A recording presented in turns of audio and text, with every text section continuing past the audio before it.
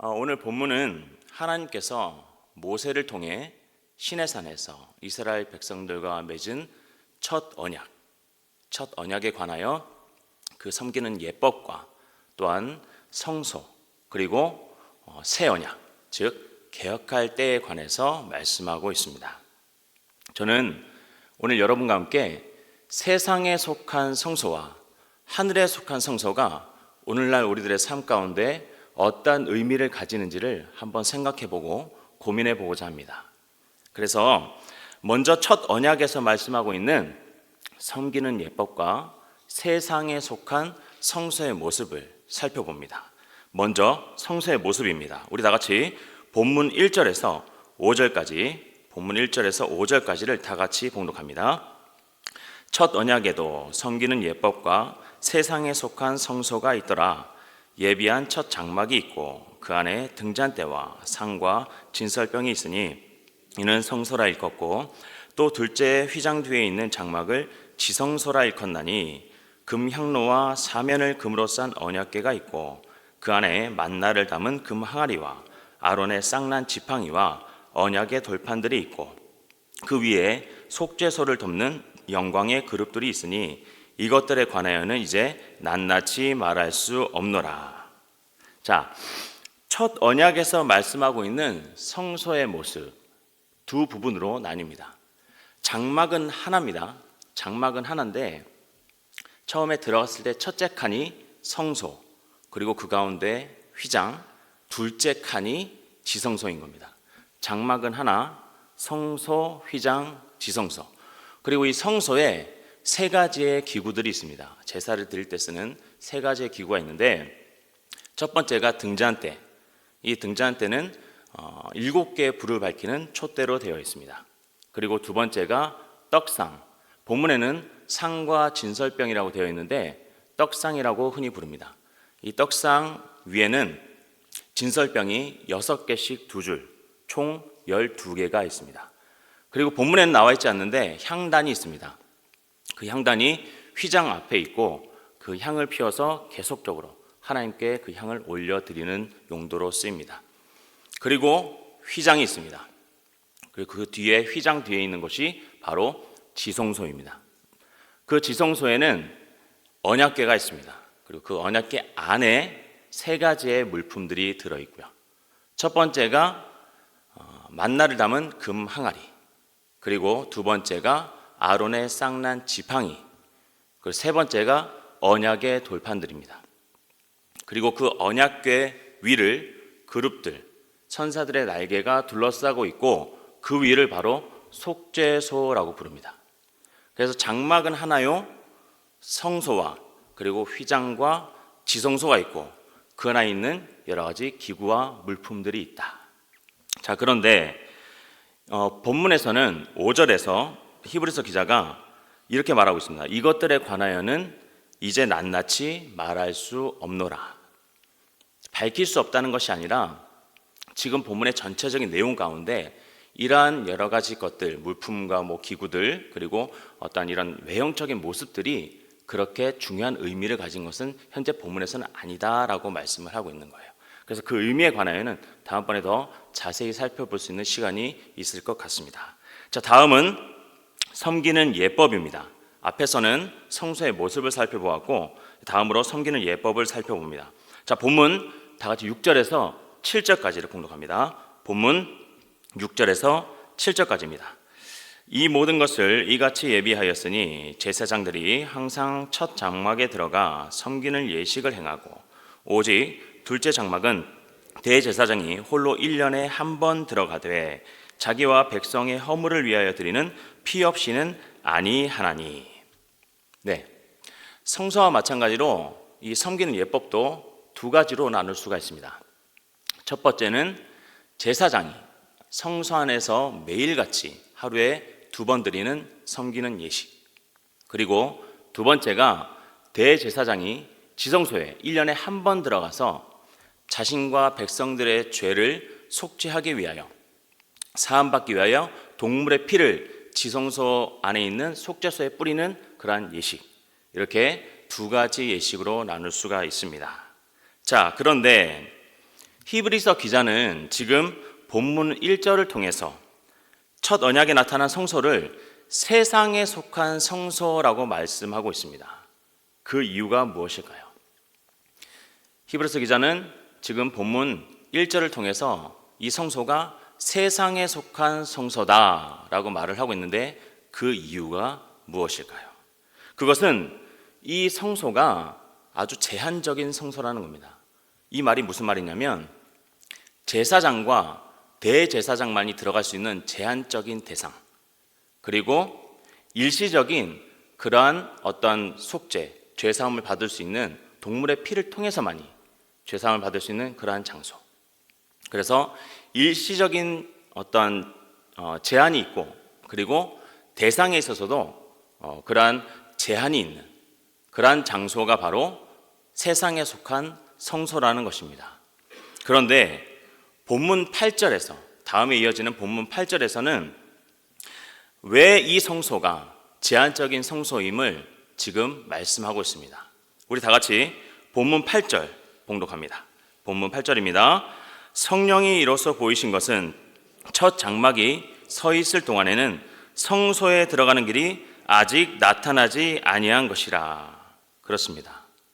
성소에 들어가는 길이 아직 나타나지 아니하였다. 즉 하늘에 속한 성소가 아직 나타나지 아니하였기 때문에 그 이전에 있었던 성소는 바로 세상에 속한 제한적인 성소라는 것입니다.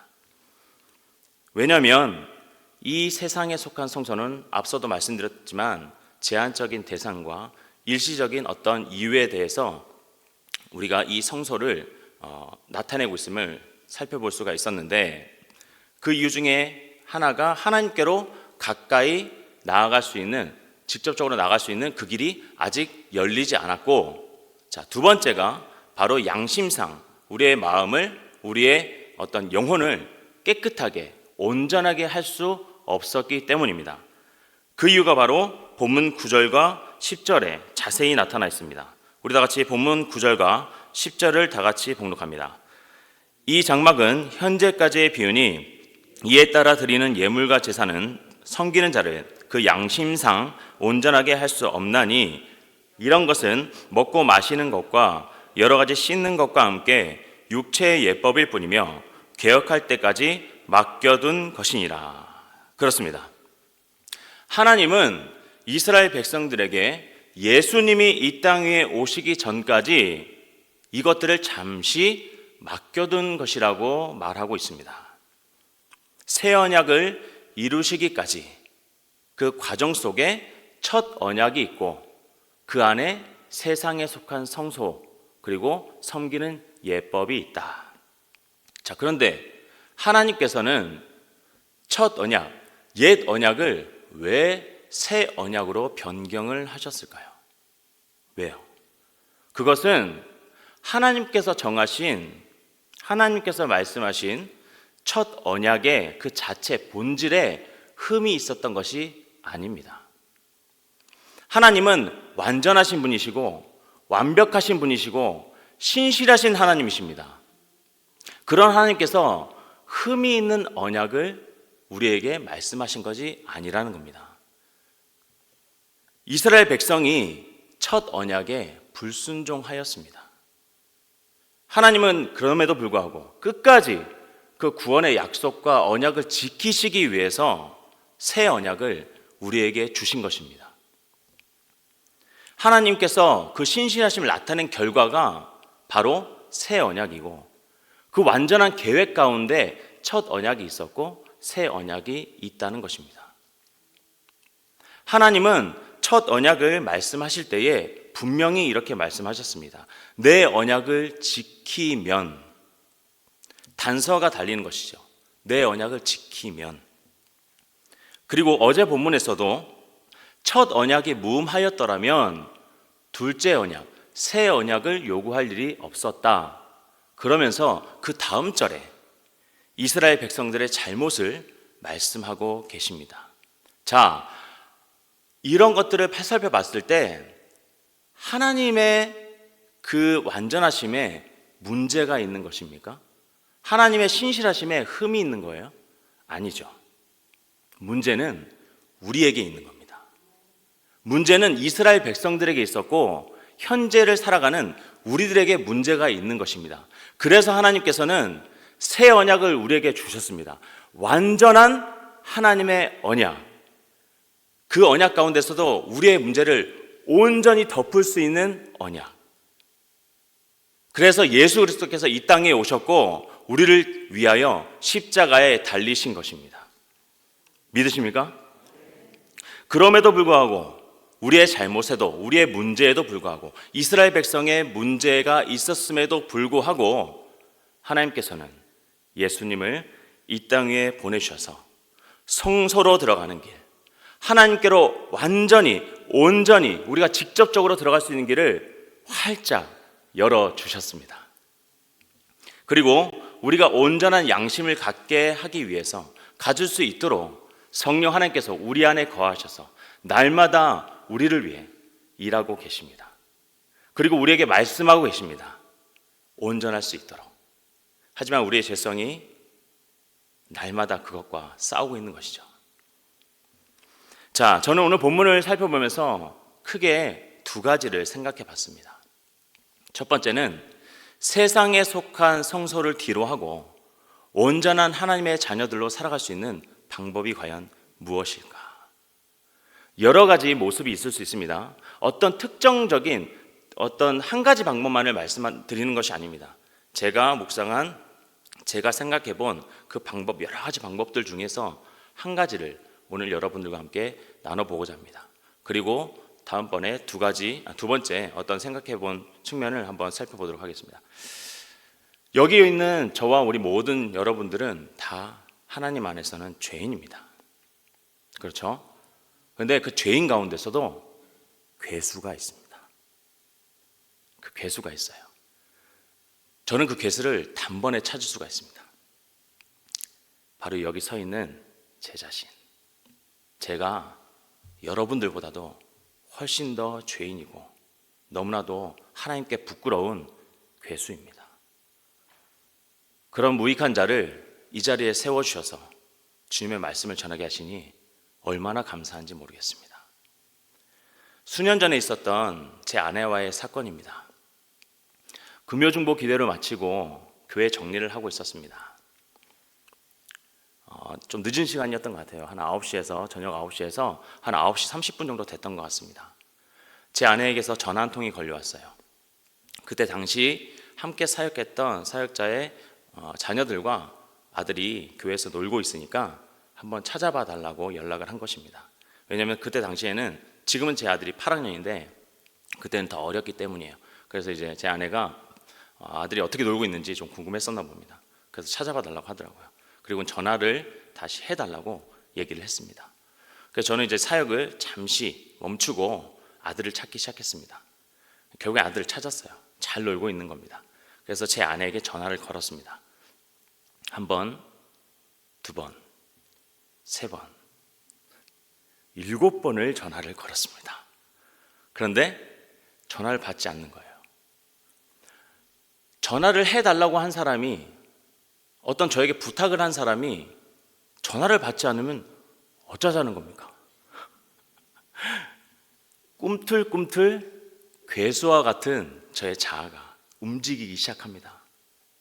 짜증과 화가 나기 시작하는 거예요. 도대체 전화를 걸었는데 왜 받지 않는 거지?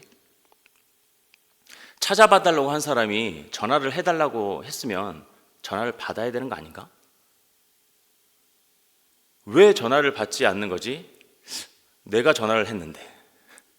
네.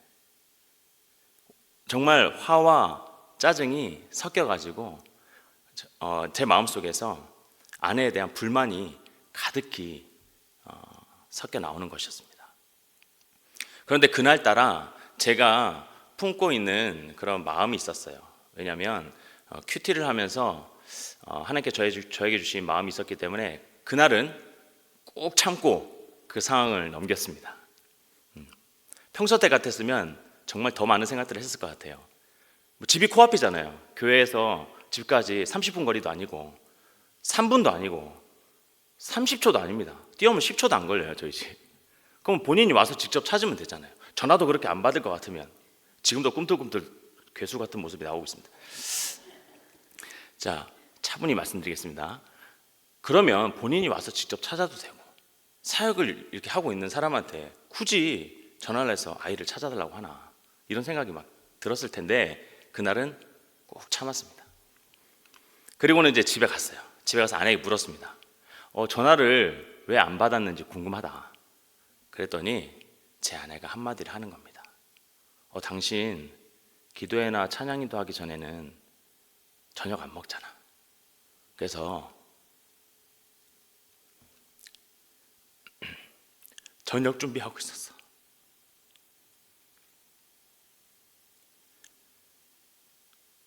제 마음이 무너져 내렸습니다. 철퇴로 정말 제 몸이 갈기갈기 찢어지듯이 얻어맞는 기분이었어요. 왜 그랬냐면 그 순간만이 아니라 결혼 생활을 하는 10수년 동안 제가 괴수와 같은 모습을 통해서 제 아내에게 얼마나 큰 상처와 얼마나 그 가슴 속에 심한 대못을 박아왔었는지를 제가 깨달았기 때문입니다. 가정을 파괴하는 것 큰 사건이 아닙니다. 작은 말 한마디 그리고 행동 하나가 그 가정을 파괴할 수 있는 겁니다. 제가 그런 사람이었었다는 것을 깨닫는 순간 너무나도 아내에게 미안했습니다. 그냥 넘어갈 수 있는 그런 일들을 내가 내 중심으로 생각을 해서 상대방을 전혀 고려하지 않고 배려하지 않고 나만 생각해서 아내에게 지금까지 모질게 내뱉었던 그 수많은 말들 그리고 그 행동들이 너무나도 가슴에 사무쳤습니다. 그런데 제 아내는 단 한 번도 저에게 짜증 섞인 말이나 또는 화를 내지 않았었습니다. 그저 묵묵히 제가 하는 말을 들었을 뿐이고 그것을 인내했습니다. 그래서 너무나도 고마웠어요. 그때 그날이. 지금도 그날을 잊을 수가 없습니다. 그래서 자, 여러분, 왜 제가 그런 괴수와 같은 그런 모습을 보였겠습니까? 바로 내가 중요했기 때문입니다. 내가. 왜 내 전화를 받지 않지? 전화를 해달라고 했잖아. 그런데 왜 전화를 받지 않는 거지? 내가 전화를 했는데. 상대방은 안중에도 없는 거예요. 여러 가지 상황이 있을 수 있지 않습니까? 전화기가 꺼져 있을 수도 있고 다른 사람과 통화를 하고 있을 수도 있고 또는 식사를 할 수도 있고 씻고 있을 수도 있고 또는 전화가 진동으로 되어 있을 수도 있고 상황은 여러 가지가 있을 수 있습니다. 내 마음을 좀 돌이키면 무슨 이유가 있겠구나. 그렇게만 한 번쯤 생각해 봤다면 내가 중심이 되는 그런 말과 행동들을 내뱉고 보이지 않았을 것입니다.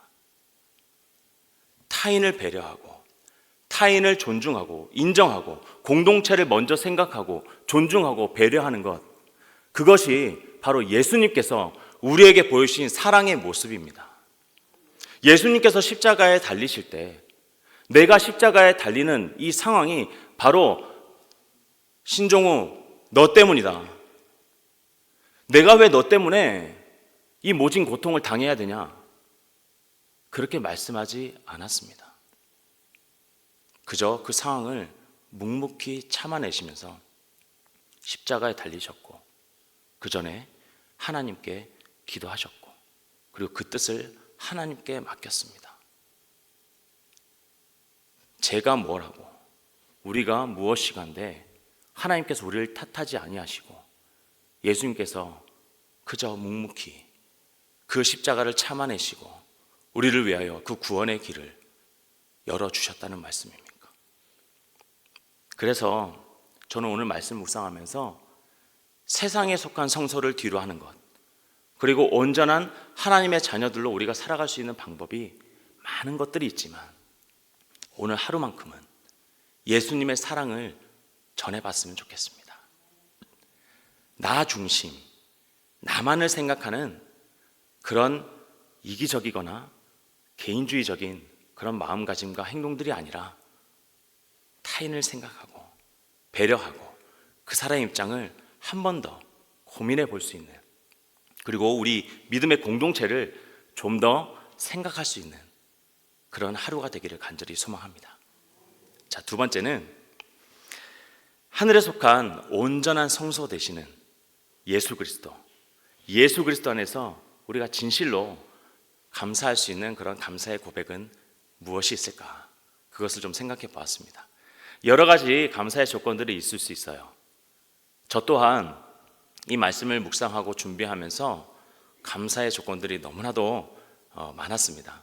그런데 처음에 이 말씀을 묵상할 때에는 어떠한 감사의 고백들이 나왔었냐면 과거로부터 현재 그리고 미래에 이르기까지 하나님께서 저에게 직접적으로 부어주신 눈에 보이는 그런 감사의 조건들만을 고백하고 있었던 제 모습을 발견할 수 있었어요. 그런데 계속 말씀을 묵상하다 보니까 감사의 방향이 바뀌더라고요. 그게 뭐냐면 눈에 보이는 나에게 직접적으로 부어주신 건강 또는 풍요로운 삶의 모습, 자녀의 현재 상황, 여러 가지 이런 눈에 보이는 그런 감사의 조건들이 아니라 하나님께서, 예수님께서, 성령님께서 가장 기뻐하실 그런 감사의 고백은 무엇일까? 여기에 대한 생각들이 계속 들더라고요. 그래서 든 저의 한 가지 생각은 구원 사역에 대한 동참이었습니다. 하나님께서 선교의 사역을 통해서 제 자신이, 그리고 우리 모두가 구원의 선물을 받았듯이 하나님의 그 구원 사역, 이 온 열방을, 온 세상을 사랑하셔서 구원하시고자 하는 그 구원 사역에 내가 동참하고 있구나. 그 동참하고 있다는 그 사실이 얼마나 감사하고 얼마나 하나님께 영광이 되는 그런 고백인 줄 제가 깨닫게 된 것입니다. 오늘 이 말씀을 전하기 위해서 이곳에 강대상에 올라오기 직전에도 그런 고백이 나왔습니다. 이 무익한 괴수를 사용하셔서, 이 죄인을 사용하셔서 이 하나님의 구원 사역에 동참할 수 있도록 말씀을 전하게 하시니 주님 너무나도 감사합니다. 앞으로도 이런 주님의 귀한 사역에 제가 미력하나마 쓰임받을 수 있도록 인도하여 주시옵소서. 주님께서 가능하시다면 저를 더욱더 크게 사용하여 주시고 우리 모든 믿음의 공동체를 주님 복음의 전달자로 크게 사용하여 주시옵소서. 이런 고백이 나오더라고요. 그래서 오늘 이 하루는 주님의 사랑을 전했으면 좋겠습니다. 그리고 하나님께서 기뻐하시되 더욱 기뻐하실 그런 감사의 고백이 무엇인지를 한 가지씩 찾아서 주님께 고백하는 그런 기도를 올려드릴 수 있기를 간절히 소망합니다. 세상에 속한 성소를 뒤로 하고 예수 그리스도가 중심이 되는 삶, 나 자신을 버리고 타인을 배려하고 공동체를 위하는 삶, 오늘 하루 그런 삶이 되고, 그리고 하나님께서 가장 기뻐 받으실